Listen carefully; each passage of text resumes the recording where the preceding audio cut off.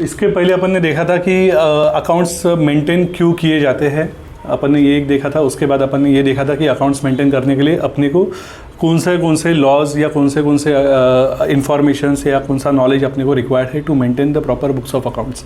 ठीक है, ये देखा था। आज अपन देखते कि अकाउंटिंग करने का मतलब क्या होता है।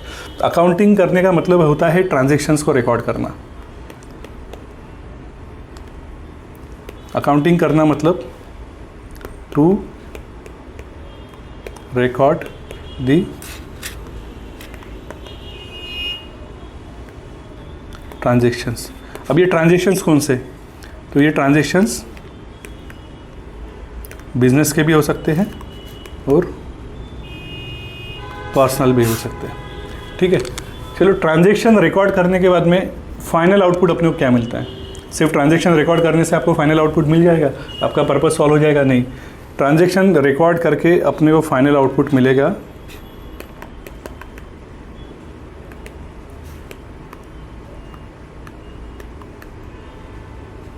Financial statement. Now what is financial statement? अब फाइनेंशियल स्टेटमेंट बोले तो इसमें 3 स्टेटमेंट्स आते हैं। पहला प्रॉफिट एंड लॉस अकाउंट।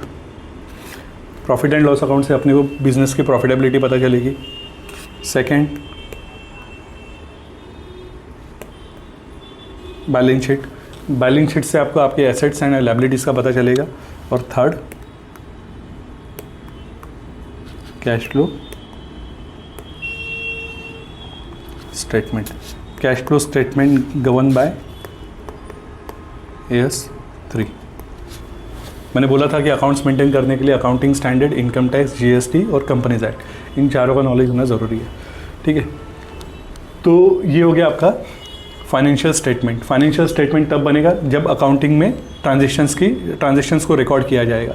अब ट्रांजेक्शन को रिकॉर्ड करने के लिए किस चीज़ को यूज़ करते अपन?